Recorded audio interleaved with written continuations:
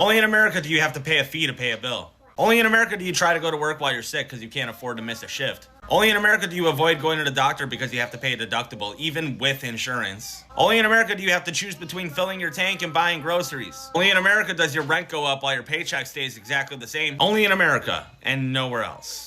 Just reminding you that the only reason our current time period isn't called a Great Depression is because the wealthy people are wealthier than they've ever been. It's not a depression for the rich people. The rich people are doing really great. They're doing so amazing we're about to have our first trillionaire. Meanwhile, the average American makes $66K a year, but needs $159K a year in order to just live comfortably and not be treading water. We are in a depression, but it's not called that because we don't control the narrative. Bro, if I knew how bad the economy was going to be up to date, I wouldn't have been riding no bikes, playing no video games. I would have bought a house when I was 10.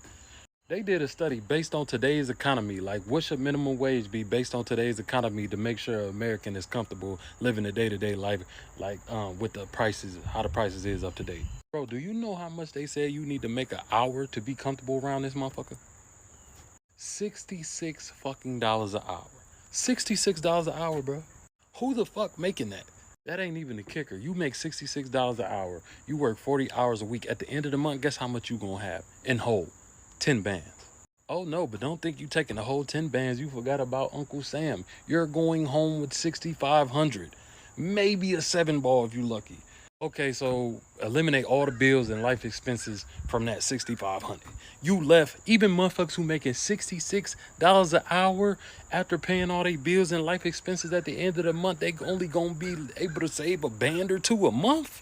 So regular motherfuckers like me and you was just cooked. We po. We just, at this point, we just on the internet seeing who can be po better. Who can be best at being po. In 2 months, it's going to become completely unaffordable to live in the United States. And I'm not talking about luxury lifestyle. I'm talking about basic middle-class needs. I run a relocation business out of Costa Rica. I asked my clients, who are a couple from Bushwick, Brooklyn, why they were thinking of moving abroad. They sent me their monthly budget spreadsheet. So combined, they make $120,000 a year. And from that, they get to bring home about $7,400 a month after taxes. Their rent is $3,100 a month. And their health insurance is about to skyrocket to $1,750. They budget about $1,000 a month for groceries. Their utilities, internet, cell phones, and MetroCard are another $1,300 or so. So at the end of the month, this leaves them with about $250. And that doesn't include any unexpected expenses or the hope for investments or the hope for a savings account. So what they said to me is that this is what running in place feels like. And the reason that they want to move abroad is because they actually want to move forward with their lives. Living in America right now feels like a punishment. You wake up already behind, you go to work just to stay broke, and you watch the cost of everything rise while your paycheck doesn't move an inch. Groceries are a luxury, rent is robbery, healthcare is a joke, and somehow we're the ones blamed for not budgeting better. People are working 2-3 jobs and still choosing between food or gas. Families are crammed into apartments because buying a house became a fantasy. You can't afford to get sick, you can't afford to rest, you can't afford to exist. But they keep telling us the economy's strong. Strong for who? Because it sure as hell isn't the people doing the work.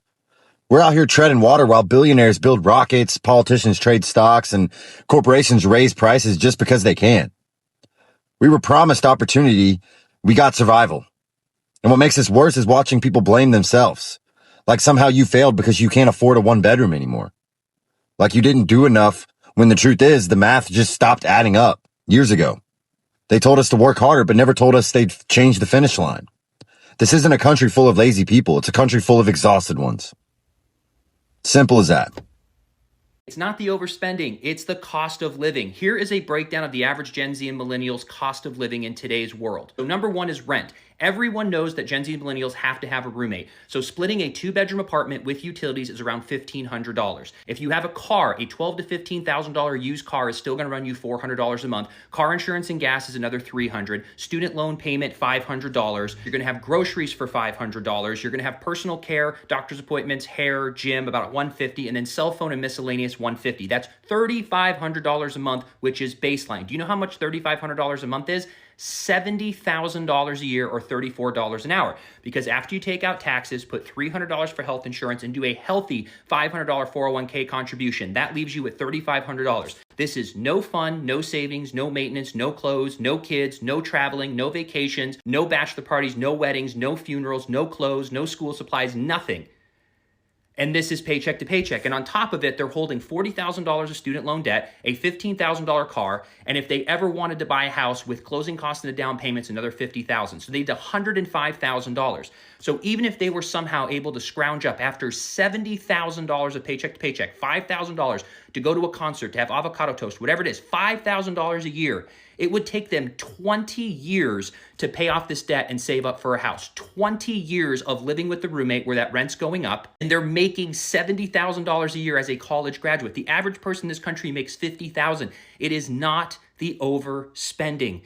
It is a cost of living crisis. If you kids can't live comfortably on $20 an hour, you have to be overspending. We got to break this down very quickly to give people perspective into the Gen Z's lives. If you make $20 an hour, that is $40,000 a year. After taxes, that is $2,750. The average one-bedroom apartment and utility is going to run you $2,000. You cannot do that making $20 an hour, so you're going to have to rent with a roommate for about $1,200, and that's being conservative. $500 a month for groceries, which is less than $150 a week. $300 for a student loan payment, which is below average. $300 for a car payment, which is below average, $150 for car insurance, $150 for gas, $100 for personal care, $50 for a cell phone is $2,750. That is paycheck to paycheck, leaving you with nothing. Nothing for savings, investments, the big one, health insurance, because I'm assuming they're under 26 years old, and zero fun. Now, if they were to make $30 an hour, that's $60,000 a year. That's $3,900 after taxes. Maybe they decide to get their own place for $2,000 and everything else stays the same. They're left with $350 a month, which is essentially still paycheck to paycheck. This is the cost of living in America. Imagine making $160,000 a year.